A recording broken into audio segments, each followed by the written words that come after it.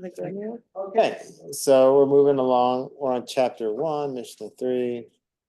I gotta get sorry for my always today. Hey, I mean, I guess I don't know. I don't want to guess anybody's age. And Pretty obvious. yeah, always play it safe. Okay. Okay, so this Mishnah goes like this. Antigonus, a man of Socho, received the oral tradition from Shimon the righteous. He used to say, do not be like servants who serve the master in expectation of receiving a reward, but be like servants who serve the master without the expectation of receiving a reward. And let the fear of heaven be upon you. So there's a few things worth paying attention to, but before we do that, I want to introduce a few books here to you. I have a lot of commentaries on Pirkei Avot. Here's just a few. I haven't gone through this from cover to cover. This is Rabbi Yitz Greenberg, Sage Advice. It's on the modern side, almost progressive side. A lot of social action. Actually, I don't know. A lot of discussions on like more liberal matters here. I really appreciated this book. Let me see. Let me actually unshare the screen so you can see it. Thanks. I really appreciated this book. It's called A Comprehensive Commentary on Ethics of the Fathers by Toporov. I like this a lot. I don't know. It's got like some academic observations, and I don't know. He brings like some Hasidic stories in here. It's just a good compilation of ideas. Here is the book that helped me write my book. This is my cheat sheet. No, not really, but I would use this a lot. Like this is Art Scrolls Pirkei Avot. It's nice. Mm-hmm. It be a really good collection of statements and sayings. Here's another work that I really like. I really highly recommend this. Rabbi Beryl Wine's book on Chapters of the Fathers. This is a great one. Beryl Wine, W-E-I-N. He's a historian, but he has just like some really down to earth, like really just like observations that make sense. So I really appreciated this. And this is what I'm kind of going through. This looks like a classic one. Irving Bunim, Ethics from Sinai. It's a three-part commentary. I don't know much about this, but people recommend it, and I'm going through this. Bunim. Yeah. So this is a nice work. But I can't say that like I know it that well, but I'm enjoying it so far. I've been kind of learning it. Okay. So I just want to show you a few of those. All right. So let's go. Let's go back to the mission. Okay, so here's the question we want to ask. It says, don't be like servants. It's kind of wordy, this Mishnah. It says, don't be like servants who serve the master in expectation of receiving reward. Okay. So what should I do? I should be like servants who serve the master without the expectation of receiving a reward. I don't know. Something seems wordy about that. Just say, be like the servants who serve their master to not receive a reward. Like what?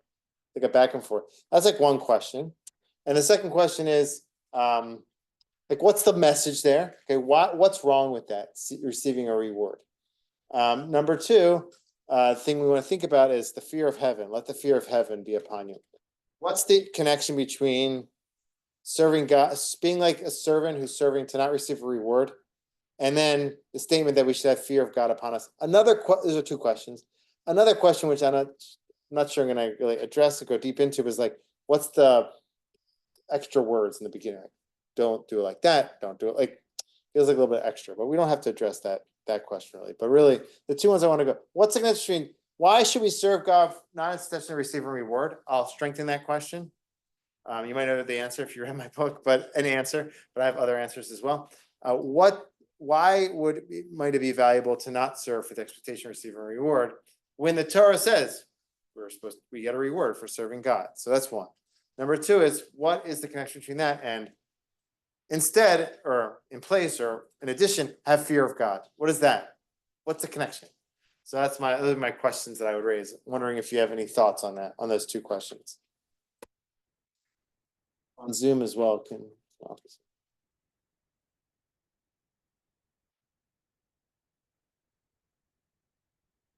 Wow, this is a talkative class. Alright, first question is, it says, don't be like the servants who serve for a reward. What's wrong with serving for a reward? I'll highlight what the question might be. The Torah promises reward. We are promised reward. So what's wrong with expecting that or serving for that reason? Number one. Number two is, what's the connection between the last part of the mission, which speaks about fear of God? Don't do this, but let the fear of God be upon you. What's the connection between the first statement and the second statement? Yeah. So if you do something because you want to do it, that's your reward. Okay. What you get, and expecting either a reward or a punishment is like the same thing. There's an expectation You're not doing it for the right reason. for the right reason. Either you're not doing It's like it in a because you relationship, like what are you, Right. are you in friendship or spousal relationship? Like, are you just doing things because you're expecting something in return? Or are you doing it? because It's the right you want thing. it- It's the right, because you want to do it. So what's okay? So that's, you're explaining the first part, why it's valuable to do things not for the But it's expectation. the same thing. If you do because you expect a reward or you expect fear is kind of punishment. I mean, yeah, I think if you're afraid, so on either end, it's an external reward as opposed to an internal reward. So how do you then explain the continuation of the Mishnah? Where it says, so I make this a little bit smaller. Where it says, and let the fear of heaven be upon you. How does that work into your interpretation?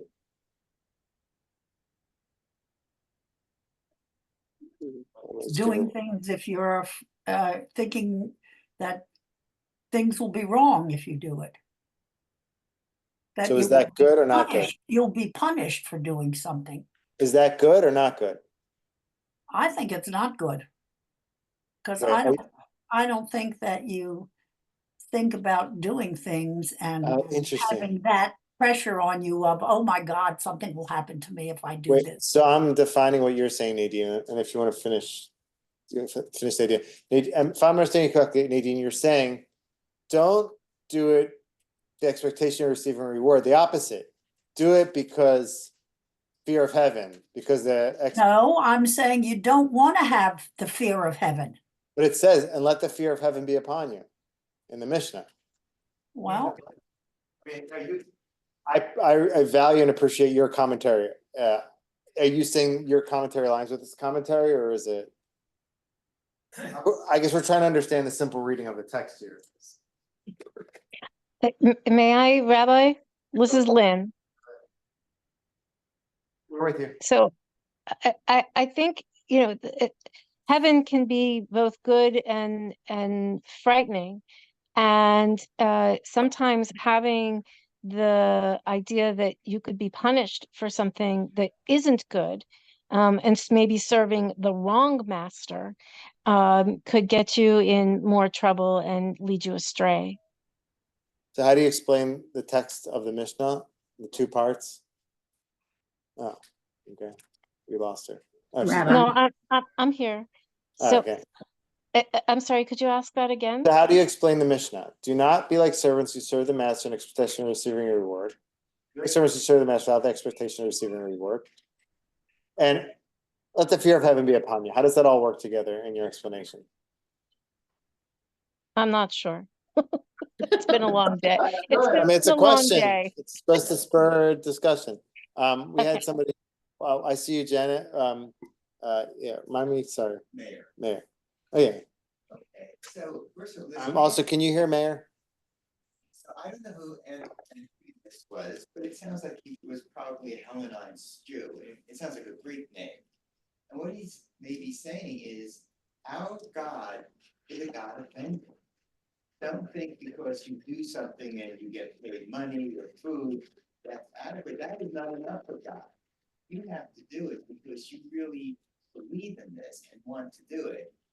And God will punish you if you do it for the wrong reason. So that's how you're explaining the fear of heaven. Don't serve God for ulterior motives. If you do, then you'll be punished for that. It's like a circular thing because. Okay. But that is a kind of circular. Don't do it because you're gonna be punished. But know that if you do it for that reason, you will be punished. That doesn't make sense. Only For, that. okay, You would only.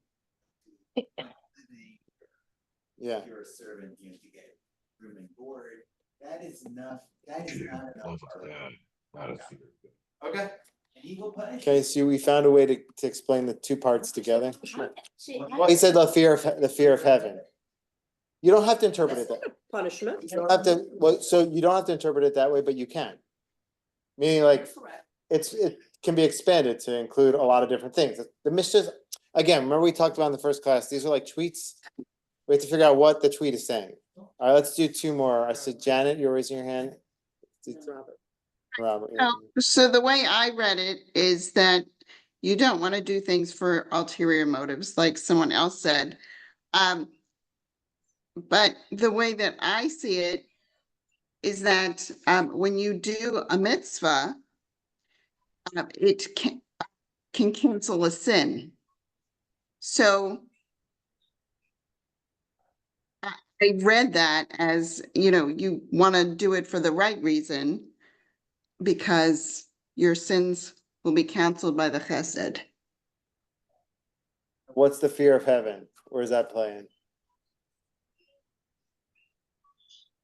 So you're judged, especially during this time of year, on your mitzvahs and not your sins. I mean, we're not judged by our sins during this time. I hope we're not, but I mean, Going off in a weird direction here. Like, 1 second. All right, so let's think about it. The fear of heaven piece we need to kind of dig into. Let's do one more. Robert, yeah. Okay, I think just because it's in here and here our vote, it doesn't mean we have to agree with it or think it makes sense. 100%. And- But and give I me- don't- And I don't particularly think it goes with this. I see the first part where it's like when you have a job. And if you're working just because you have to work, as opposed to when you love what you're doing and the rewards come anyway, and you get the enjoyment out of the work. So 100%. And so let me clarify the agenda of some of this. We are trying to get to what we're trying to understand an interpretation of what they're saying. So it's like, I totally connect with what you're maybe saying. there really isn't an interpretation. So we're assuming that if these words made the cut in the Mishnah, they've made the cut for 2,000 years. They've been being taught in synagogues. There has to be an explanation for the Mishnah. To say it wasn't sensible. well, we weren't around that. I think that if it keeps being taught for 2,000 years at least, and it's one of the most popular texts, there has to be an explanation for the text. I have two, at least in my head right now. But I'm not. Yeah. Rabbi, may I, it's almost as if you should always be thinking of what the right thing is to do and not the wrong thing to do, which is very hard to do. And the other thing is the idea of master here. The word master is not capitalized, it's lowercase, but master could be Hashem rather than, That's the assumption. That's the assumption.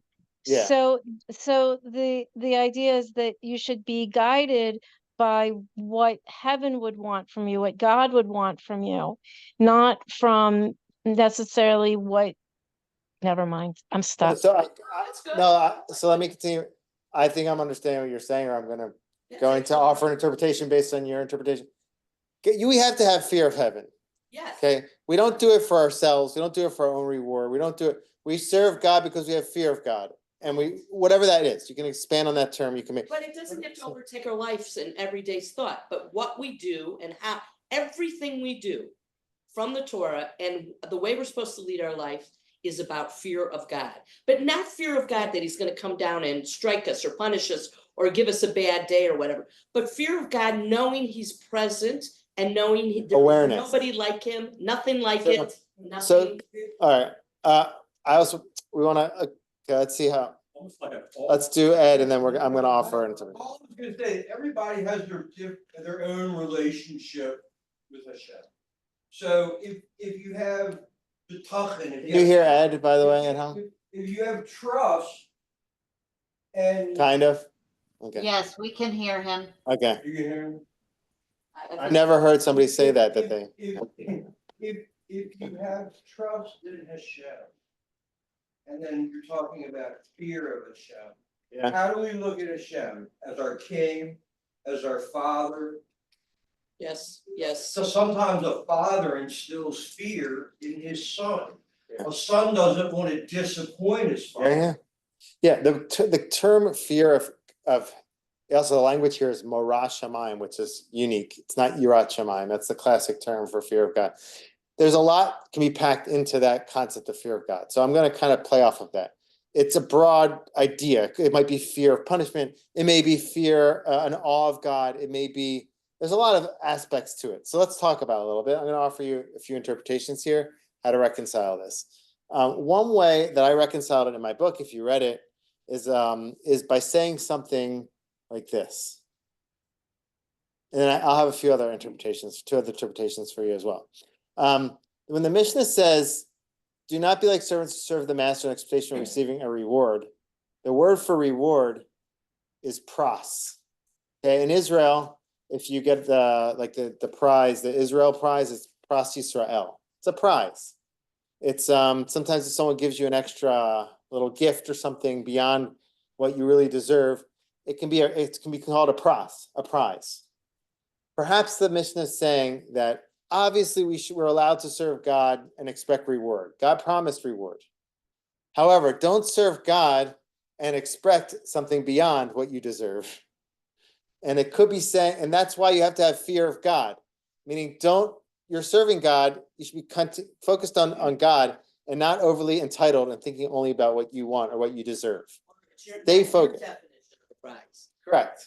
It's what we think is the prize may not be the prize, Correct. but know that the God has a plan and a type of a mode of giving reward that God's going to fulfill.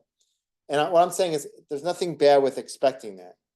The difficulty is when you expect a pras, which is beyond that. And I think it's like a really good message, maybe not for our generation, I'm putting myself in there, but maybe for the younger generation, that there's this idea of like, there's a lot of entitlement.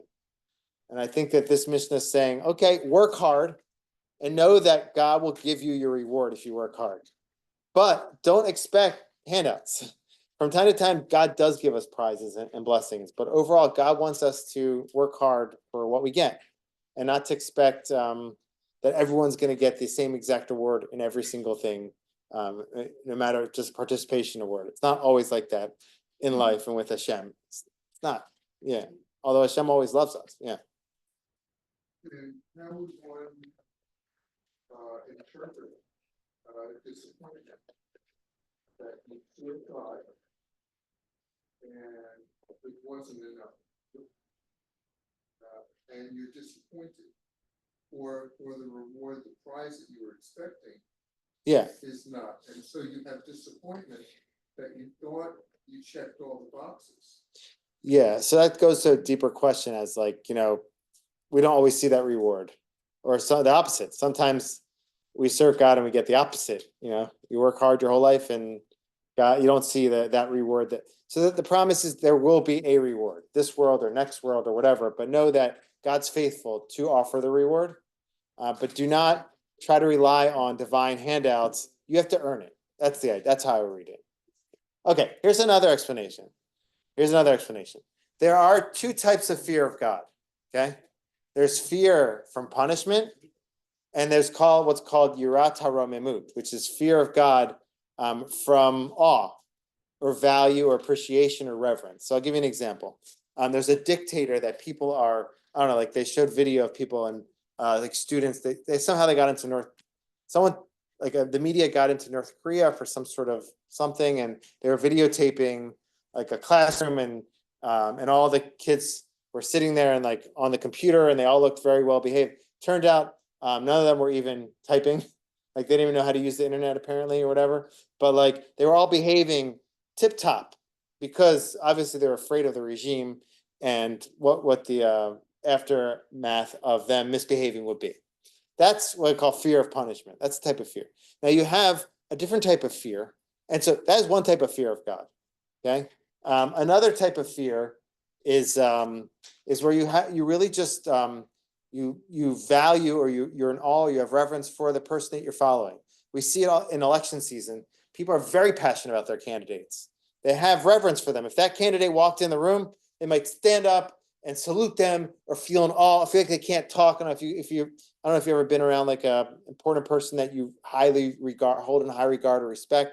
When you're in the room with them, you can't talk, or you feel overwhelmed. You feel like there's a presence here. Are you scared? Not scared that they're going to punish you. You just have reverence for them. So this Mishnah might be saying that. Don't serve God out of punishment, out of fear of punishment. Don't be like you're expecting a reward or a punishment. That's a lower level. Serve God from Morah Shamayim. Morah Shamayim doesn't say fear of God, it says fear of heaven. Shamayim is heaven. This idea of seeing how God runs the whole universe. God's amazing. God's does so much. We're such awe reverence for God. That should be our real motivating factor in terms of serving God. So it's another way to reconcile. The beginning is talking about the lower level of fear, like I'm afraid that God's going to punish me. The second part is saying, no, serve from Morah Shamayim, being a fear of Shamayim, of heaven, of God who runs all the earth and the universe. So I want to show you two sources connected to this. How come we don't mention like instead, like love of God? This Very good point. This Mishnah doesn't talk about that, but it's talked about in other Mishnahs. So we talked about. To want to do things. So that's a little bit of a debate. Like some say that some people work more from like awe and respect, others work more from love. That's like a classic debate. Chasidim, Misnagdim, there's like a whole anyway, but I'll just I agree with you. This rabbi is not saying that. Other rabbis do. Each of these rabbis has a different opinion. We talked about in the first class that sometimes you may see one opinion, it doesn't align with other opinions, and that's okay. We're learning this approach, trying to take what we can from each one. So here's a source which talks about this level of fear called Yirat Romemut. He says, fear of punishment, as its name applies, is for a person to fear transgressing the word of the Lord due to the punishments incurred for the transgression. Okay? This type of fear is easy to attain. Every person loves themselves and fear for their soul. There's nothing which keeps a person from doing something more than the fear that this thing might bring harm to them. But this type of fear is befitting only to the ignorant, but is not the fear of the sages and the men of knowledge. So what is that fear of someone who has knowledge? This is from Mesilat Yesharim. This is the most central text of ethics in, like, I guess, in traditional Judaism. It was written in the 18th century by Rav Moshe Chaim Luzzatto. The second type of fear is fear of God's exaltedness. A person distances and refrains from sin because of God's great honor. That's to be his name. You have your candidate, you want to follow them, and you want to do everything they say because you honor them. For how could his heart of flesh and blood, lowly and petty, allow or dare to do something against the will of the Creator? Blessed and exalted be his name. Okay, this is not so easy to attain. You have to get a lot of knowledge. You have to learn a lot of things in order to attain this reverence or this fear.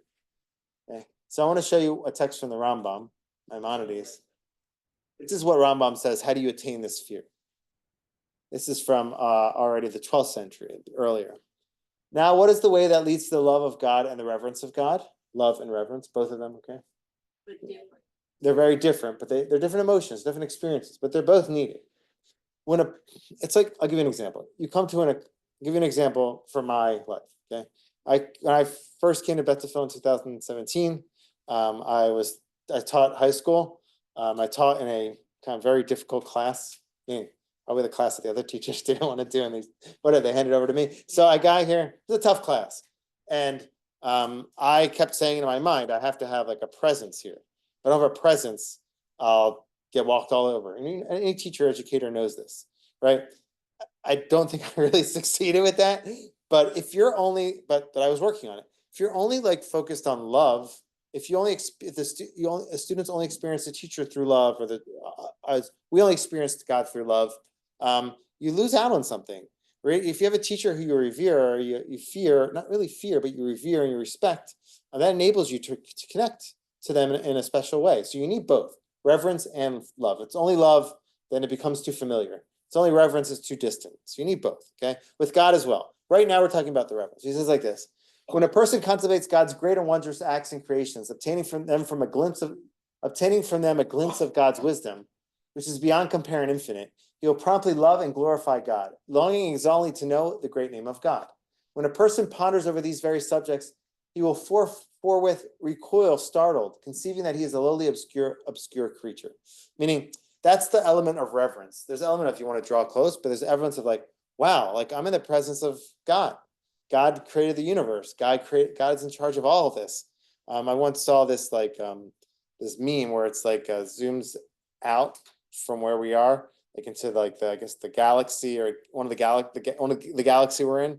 It zooms all the way out and then it puts like a little arrow that says, you and your worries there right here. Right? So sometimes we think like, oh my goodness, like this person hurt me, harmed me, or I walked in, that person like bothered me today. That's like the biggest thing in the universe. It's not really that big. Like zoom out. You're just a speck. Obviously we're important. All of us are important. But in terms of God, God's all the way zoomed out. He's just a speck within a galaxy within God. Like there's so much more going on. So when you start to think about that, you gain reverence for God and you feel it's like type of respect. And so I think that's what they're saying in the Mishnah when they're saying, where'd it go? Did I lose it? Oh, here. When they're saying, do not be like servants who serve receiving a reward or for punishment, either of them. Do not be satisfied with that level. Try to go to the next level, the harder level, where you have to learn, figure out who God is, how God runs the universe. You learn physics, you learn science, you learn all these wonderful things. You learn about God, learn about mysticism. And that helps you really gain reverence and fear of God and let the fear, the morash shamayim, be upon you. So that's another way I think to reconcile those two pieces. Okay. The first one I mentioned was don't serve God for the expectation of receiving a prize. Rather serve God from fear of God to know you're going to receive the reward you need, but don't do it for your own entitled expectations. The other one was there's two levels of fear. Basic fear of punishment. The other one is like an exaltedness, fear, having awe and reverence for God. And so those are the two ways to reconcile it. I think I wrote that one more way. So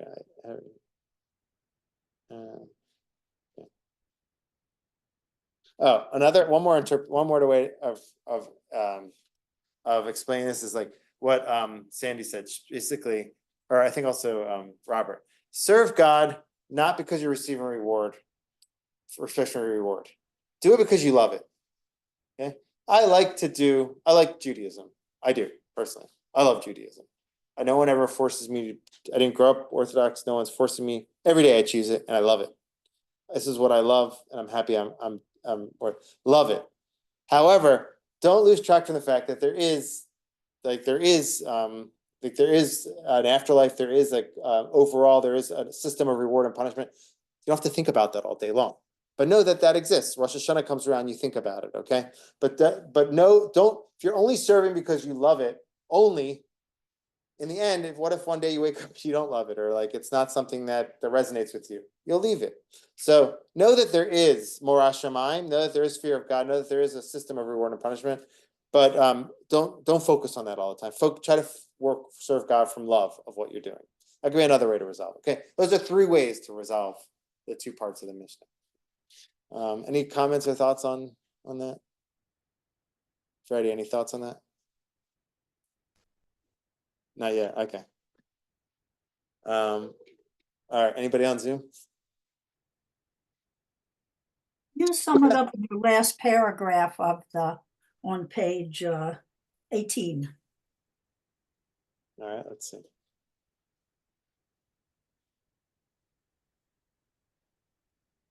Okay. When we do not feel entitled, but instead strive to earn the good we enjoy in life, we are led to contentment. We do not feel let down when our unrealistic expectations from others are not met. And then when we do ultimately benefit from prizes the universe sends our way, we see them with joy and appreciation. Like if you're always, like it happens a lot with children or with students, you don't want to give them every day unlimited gifts. You want to give it to them in a way that they'll appreciate what they receive. So the Mishnah is telling us here as well, like God wants us to serve God and earn our keep, earn the good that we receive. Sometimes God gives us out of God's kindness, or a parent will take a child on I don't know, to the toy store and buy toys just for no reason, right? Or a grandparent will spoil their grandchild. Grandparents are a little different. They just spoil the grandchildren whenever. But but the idea is that like you don't want to get if you're a parent, if you're a grandparent, that's your role maybe. But like if you're a parent, you don't want to get your kid to a point where they're always expecting like handouts, things like prizes. That's not a good place for them to be. They have to learn a work ethic. And then when they have that work ethic in place, they know like they get what they earn or deserve. Then when you give them like a prize or something good, they appreciate it. You know, but they don't start expecting it all the time. Earn's a very important word. That's why I think this Mishnah could be very. If I were to teach this Mishnah like to maybe like high schoolers or college students, I think that this could be could have a lot to say in connection to this. I think the younger generation has been raised with so many blessings, so much good. I don't even know all the good that they have. Like they can't even recognize it, and so it's like it's just kind of expected, you know. It's like entitled. So we want to try. The Mishnah is trying to say like try to get us away from that attitude that we recognize, you know, what we earn, and then if we receive prizes, we're grateful for them. We're grateful. Yeah. When I see the last sentence, we receive them joy and appreciation. This is me, by the way. This isn't Pirkei Yeah, Avot. I Okay. understand, but I think of the word humble. Yeah. Being humble. Yeah. And how you approach life. 100%. Awesome.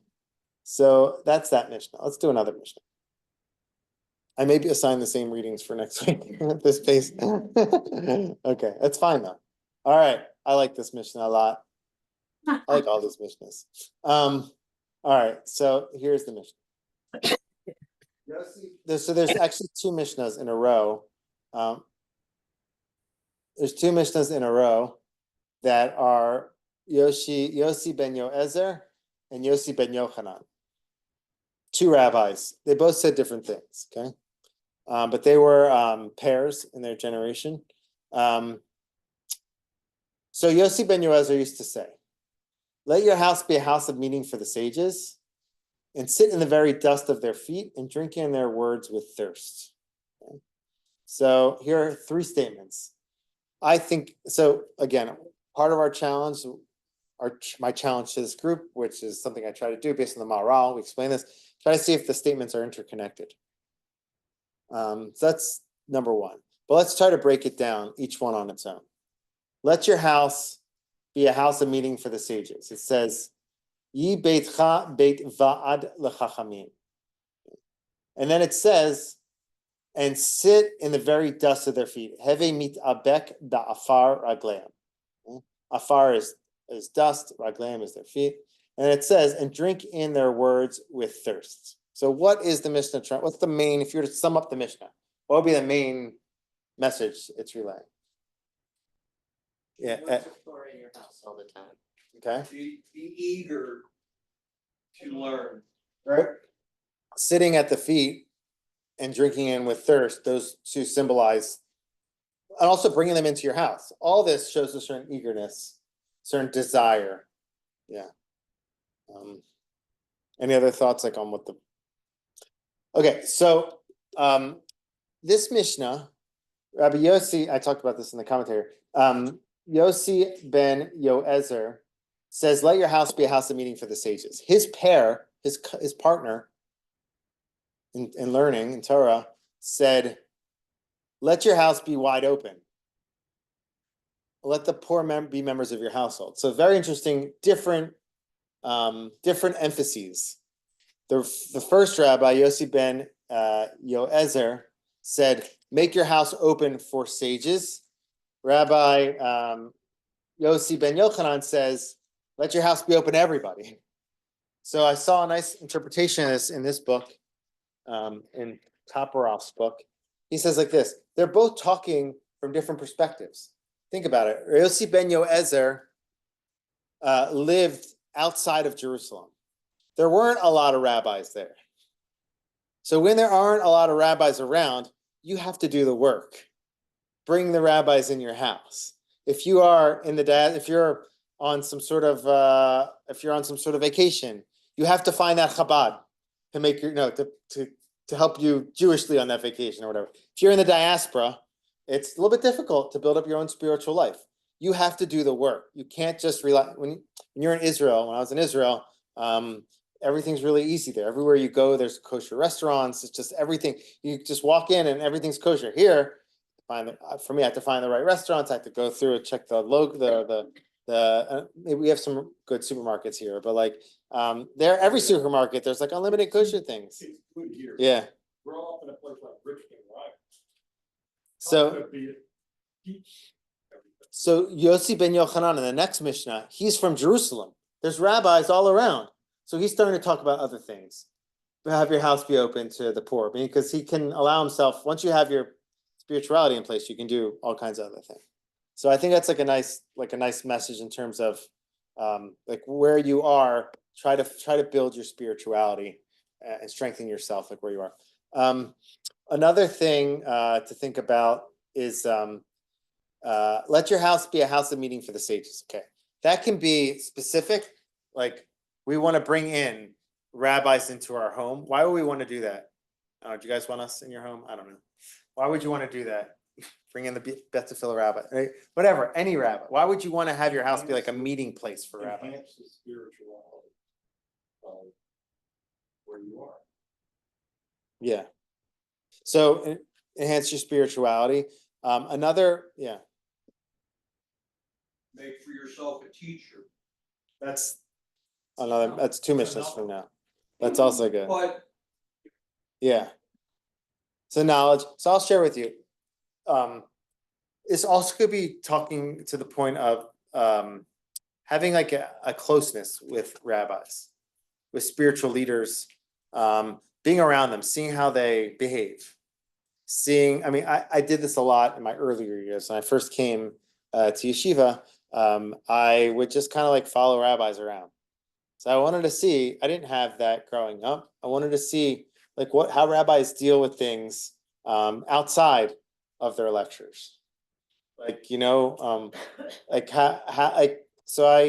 for instance, I have like vivid memories. It's Rav Aviner was one of the rabbis who spoke to us. I remember I would just like follow him. I like walk with him down the road. I hear him talking to other people. Like I would just want to hear what he was doing. I had another rabbi, Rabbi Cohen, who I used to spend a lot of time with, and I just hear him chatting. I hear how he reflected on things. The more you're around people who are in an elevated status, that helps you yourself learn a lot. Meaning, a lot of the Torah that we're supposed to learn is not just from books; it's from life.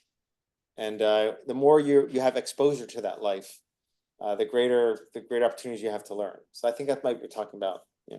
When you bring these two Mishnah out together, I think what I get from them as a pair is not only bring the knowledge and the Torah and the inquiry into your home for learning, but also remember that aspect of chesed, to open your house, to give it, to show people through example, like you were just saying, show people with example what that chesed looks like and how through Torah you learn to do those acts of chesed. Yeah. But, and I would say also that if you are someone who has the You hear? house that can be open, make sure that you include others. You're talking about the that next might- Mishnah. Right, that's how I would bring the two of them together. Yeah, so you're already connecting two Mishnahs. That's pretty awesome. I'm trying to. I want to bring us back.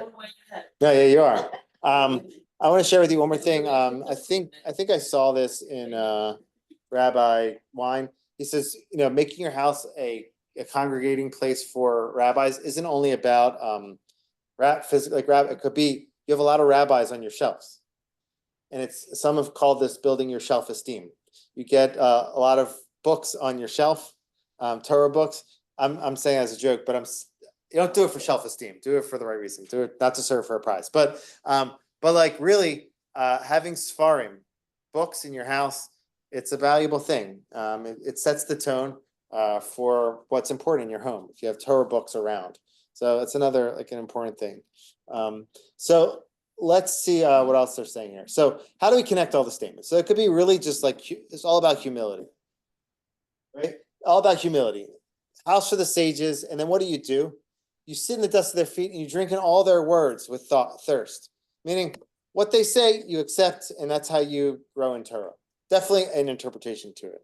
I want to offer a different interpretation. That just also, I brought like a source here that I wanted to show you. Okay, not that one. Okay. So I'll offer a different interpretation. That's one way. Another way to read it is kind of through creative reading. I brought this in the book, and it goes like this. The word, here's the problem. Sometimes, and I share from experience, sometimes you sit at the feet of the rabbi, and the rabbi says stuff that doesn't resonate with you, or the rabbi says wrong things, or not as elevated things as you would like in that moment. So, or it could be something that you don't completely connect to. If you just sit at the rabbi's feet and accept everything, there could be some danger in that. You have to have some selectivity. You have to know that the rabbi sometimes doesn't always say things that resonate with you or particular to you, and sometimes the rabbi makes mistakes. Okay, so I think this Mishnah could be hinting to the need to be selective in some ways, meaning not just blindly accept everything. So here's how we can read it. Hevi mitabek. So make your house beit va'al chachamim. Have it open to all the rabbis. Okay, but then when they're there, how do you get to the place where you can accept their words and it could be relevant for you? You do this. Hevi mitabek ba'afar aglam. What does this mean? This word mitabek is from the language of avak, which means dust. However, it can also be read as ma'avak, which is a battle. Vaya'avek ishimo. Yaakov battled with the angel all night. The same verb. Aleph bet kuf. Vaya'avek ishimo. And so it could be saying that in order for you to properly drink in the words of the rabbis with thirst, to really connect to it, you need to go through a little bit of a battle. You need to challenge them. If there's something they're saying, it doesn't resonate with you, say it. Speak out. Not in this class, obviously, but but I'm saying you need to fight for your Torah. You need to fight for it. If something doesn't resonate or something you don't understand it, go to battle. I mean, respectfully, obviously. But mitavek ba'afar aglam, fight against the dust of their feet. What does that mean? It could mean that sometimes even a rabbi could be like an angel. But every rabbi has things, they might not be aligned with where you are, they might be saying something mistaken. So that could be the dust of their feet. Maybe the whole rabbi is an angel. They still have dust on their feet. The feet might even be holy, but the dust of the feet, that might be something you need to push back against. Meaning, so the idea would be to read it like this. Have your house open to rabbis. Try to bring in as many as you can. Now, for you to properly, the last part, drink in their words with thirst, you have to do a little filtering. And that is the part of heavy meat abek va'afar aglam. Go to battle or challenge them on things or push back against things that don't resonate with you, that you can get to a deeper understanding. Through doing that, then you can open yourself up to really receive what they're saying because you figured out where your place is with it. You figured out what doesn't resonate with you. You filtered out. Then you can really receive things with a very eager appetite for what they're teaching. So I think this is like a little bit of a very different approach. It's not just blindly accepting everything, which is also valuable, but also when there's times when you're struggling with what they're saying, you can ask a question, you can push back, and through that will enable you to really connect to them on a deeper level because you can know, okay, this isn't for me, but that is for me. I'm going to get that thing that resonates with me. So, yeah. We're always trying to find the truth. Yeah. Okay. Yeah, no, it's, Well, I'm just saying. I'm gonna translate that. You're saying that we have to search for truth. It's not just blind, yeah. It's not just blind. If you're at your house and there's something that's not connecting for you, and you're battling it out, and they can bring clarity. Yeah. So I just want to. God willing, you have that moment. Wow. Yeah. I got it. So that's what I wrote here. Why does it say mitabek instead of yoshev? It says they sit at their feet. The mitabek. So it could be based on the Ruach Chaim. It says the root avak means struggle. Okay. Okay. So that's kind of what I was saying. It says like this: once we recognize this and are open to sifting through what may not fit for our own spiritual growth, you can then appropriately drink in their words in thirst. Okay, so that's a creative way to read it. I happen to the history of me getting to this interpretation of this was one day I was Shabbat afternoon in my library in my yeshiva, and I just saw this book on Ruach Chaim, it was called, on Pirkei Avot, and I just saw it on the counter. I just opened it up to this page, and that's how I got this interpretation of Mitabek, which is not just dust, but to battle. I was like, whoa! Like I just stored that until later. So it's pretty cool how I got that one. All right. Let's do one more Mishnah. There was something I wrote down, like something I wanted to share with you on this also. The simple reading of sitting at the dust of the feet is, in those times, that's how they used to sit. It was like a rug, and they used to sit at the dust at the feet of the rabbi. So like it symbolizes like having the willingness to lower yourself and to receive the words. But actually, historically, that's kind of like what they did. Yeah. I mean, in preschool or whatever. Waiting for the reverence. Waiting for the reverence from the 4-year-olds I'm teaching. Oh, here's one more thing. I wrote this down to myself. Not enough dust. It's the struggle. There's two more things I want to share with you. I wrote down to myself. Number one is there's times when like you don't feel connected to Torah. You're not drinking it with thirst. You're not thirsty. The opposite. You're not thirsty for Torah, you're thirsty for a beer. I don't know, you're thirsty for something else, right? So how do you get yourself to a place where like you desire to learn Torah? So the Mishnah could be talking about that. These first two stages are bring in the rabbis. Make effort to connect to Torah. Number two, be open, kind of do acts to sit in the dust of their feet, meaning try to sometimes pushing yourself to go to a class. Pushing yourself to come here when it's like cold, whatever, or pushing yourself out of your comfort zone, that can create the thirst. That can create the connection. And then you want more. I don't know, it happens a lot of times where like, you're in one space, like happens to me sometimes with the gym. Like learning Torah, I'm pretty good at. Going to the gym, not so much. So my father's on here. He really likes the gym. But Is actually exercise? well, this rabbi does. Yeah, Rabbi Wahlberg does too. So once I get there, Rabbi Poser doesn't. He's lazy. No, he runs. He actually is in probably better shape than all of us. I'm not grading the rabbi's exercise routines. Okay. I'm not, because I don't want to get to Rabbi Wecker. No, I'm just joking. I'm just joking. He exercises too much. All right. I'm joking. All right. No, but really. It's a little money tonight. But what I'm saying, we're on a tangent, but I'm bringing this tangent for a reason. When I get there, I'm like, whoa, this is great. And the same thing is for Torah. Like sometimes you can't even get out there. So bring something to your house, bring a recording, or lower yourself, be able to receive the words, have openness. Sometimes when you take those two steps, bringing something in and having openness, you open up something. When you open up that something, you open up thirst, drive, desire, and that can enable you to kind of keep going with it. So that's another way to interpret those three things. Yeah. I think it's so true, because I think about, as much as I love learning now and whatever, I didn't have the time or the strength or whatever when I was younger and raising kids to do it, but it was always there. So never let the door close is a good thing to say too. Never let that door close. If you're not quite ready to let on all the Works same. for the Mishnah, the door closed, having your house open. Yeah, have your door, yeah, exactly. Have your brain open. Yeah. Yeah. So that was one more. I have one more idea I want to share with you on that. Second.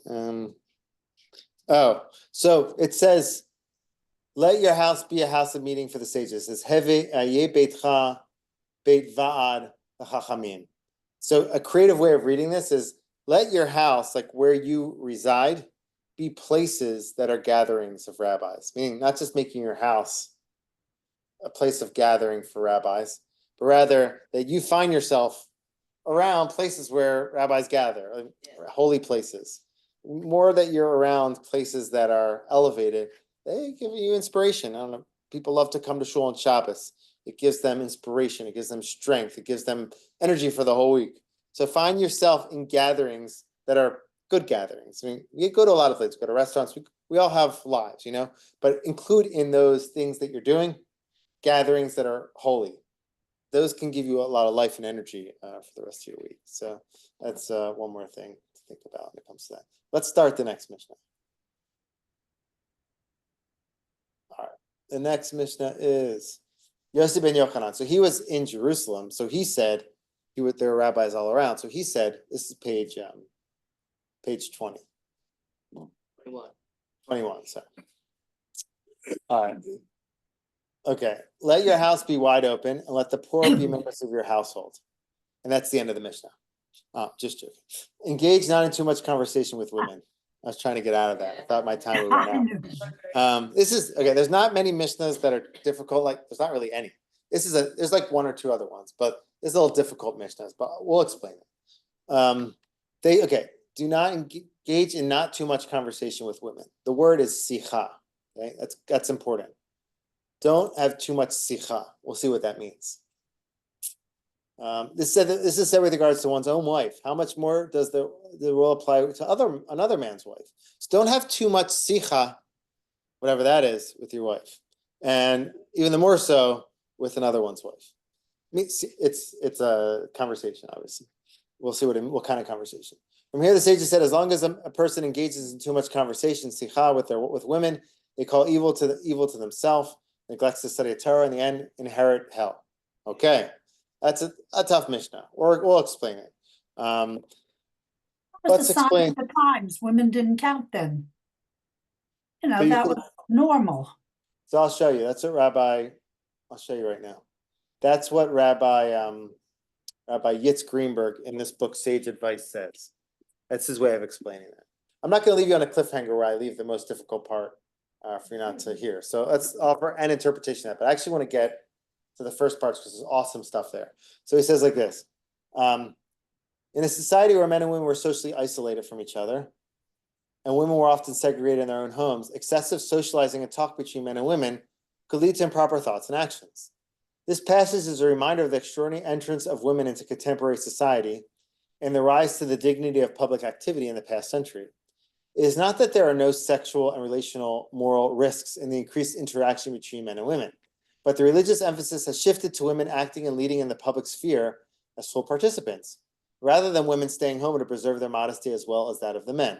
In other words, nowadays, self-control in others' presence rather than social segregation is the key to upholding morality and modesty. Meaning, if this were to be written today, it'd be have self-control around the other gender.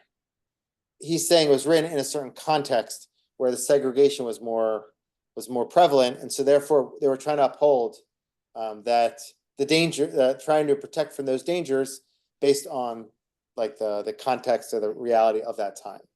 So he's saying if it were be written today, it would say something like, when you're with the other gender, try to control your impulses, or don't engage in too much conversation, something like that. Okay, that's his interpretation. I have a lot more to say on that, but I actually want, if you allow me, I want to go to like the first part of the Mishnah because I don't want to go too far out of. I just don't want to leave you on a cliffhanger with that. Okay, this is like this: let your house be wide open, and let the poor be members of your household. I love this statement. Why do I love it? Because it says like this: V'yu v'aniim v'nei beitcha. Let your house be open, lirvacha, and let the poor people be b'nei beitcha. So what is a b'nei bayit? What is that? Anybody know Hebrew well enough to know what a ben bayit is? What is it? Well, in the terms that I know it from having yeshiva boys, is that they bring guys from the yeshiva over to have a nice experience, good food, a good nice Shabbat, and then those who come regularly are your ben bayit. Yeah, people who come regularly, they kind of feel like they're a child of your bayit, like they belong in your home. There are different ways to bring in people who have needs, needy people. It could be poor people, could be other types of people. You can bring them in your home, and then they're sitting. First of all, kudos for bringing anybody into your home. It's not easy to do that. Okay, it's not easy, and I think that's what it's saying in the beginning. Take the step to make your house open. It's not easy. We love our privacy, and that's okay. That's why we have our home, to have privacy. So it's a big step to host guests. Now it's saying open yourself to doing that. Once you do that, there's a way to do it.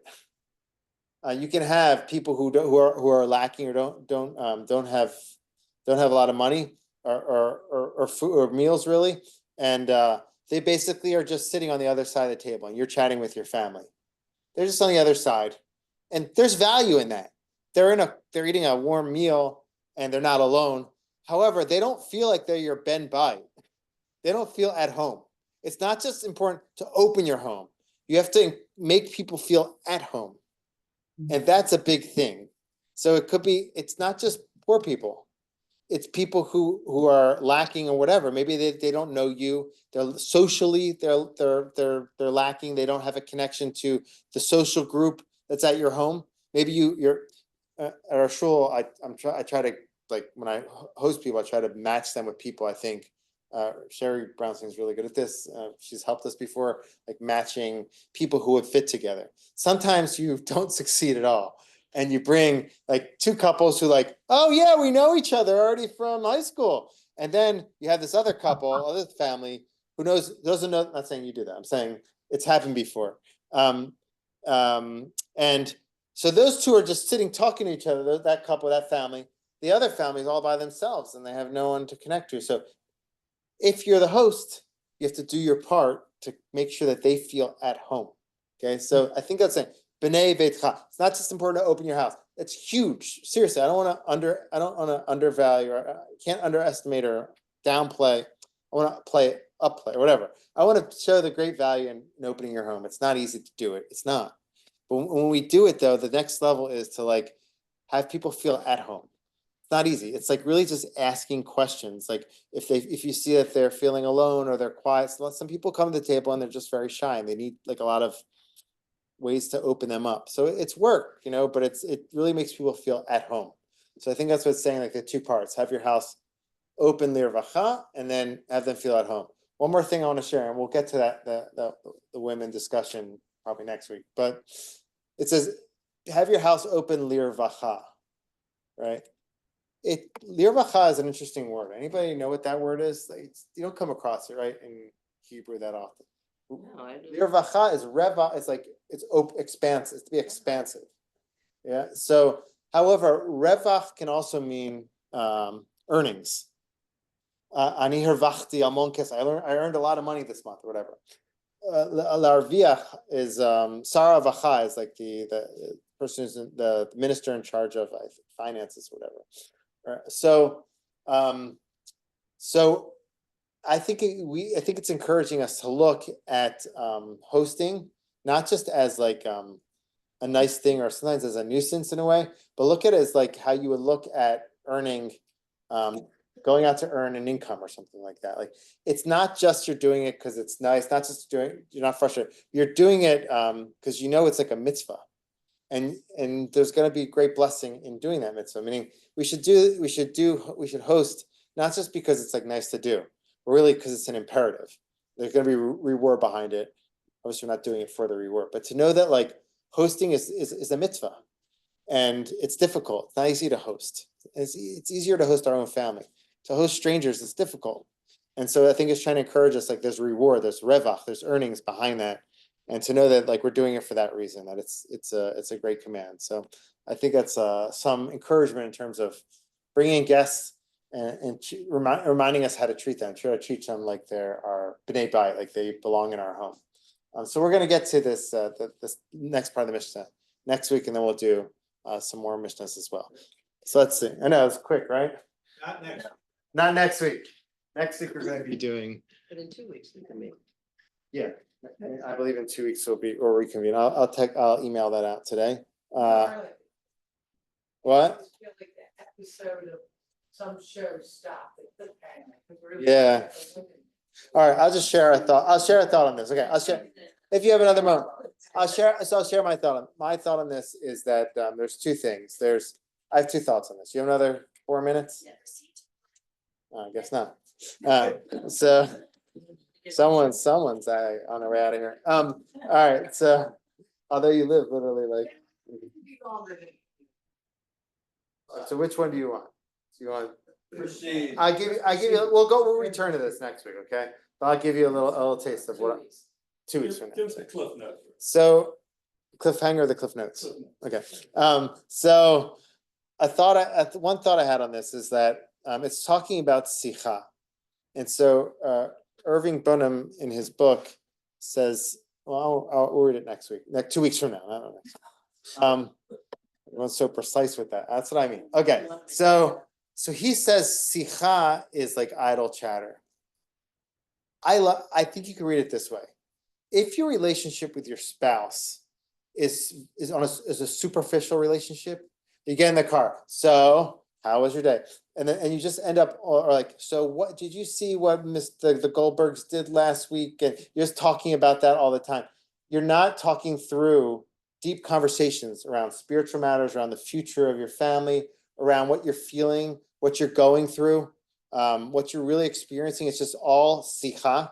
It's all superficial conversation. You need the superficial. But if it ends up just being about marbeh sicha, if you're overemphasizing sicha, this kind of idle chatter, you're not going to have a deep connection. You have to talk through matters. You have to, kind of go through stuff on a deep level. You have to have deep things that connect you, like talk about matters that are spiritual matters, or have deeper conversations. Those are elements, or have visions for the future, for your family, for your etc. All those things create a really strong bond. If your relationship ends up being simply about idle chatter and something superficial, in the end, it won't be strong, and it might end up deteriorating to the point that you end up in all those bad places. You bring evil. But what I'm saying is my interpretation isn't But necessarily. I think it's, in general, it's a lousy Mishnah, the second half. And even what you had said, it's like, oops, we said this, now we got to explain it in 100 different ways to get out of this. And I think, you know what, it is what it is. And by the way, it's like putting it on the women in this idle chat, don't. That's what I'm saying. How I would explain, You should say, don't have superficial Then? conversation with any. correct. So I'm giving, that's what I'm saying. You wanted part of what I was saying. I'm giving you part of it. There's a lot more. I can't unpack the whole thing. You have to put it in context. So that's part of, if you had a, well, so, That correct. women weren't It's like the to ones argue that about were doing the studying and those things. Women were taking care of the family and were seen as creating. He's not saying that's the way it should be today. He's saying. I'm saying that's the way it I'm was back then. majorly into putting it in historical perspective, but it doesn't make it any better. Okay, so let's leave. I know it's, we have a lot of thoughts on this. It's good. It'll create some excitement for next week. I offered you a little taste of what I have to say. I'll have more to say.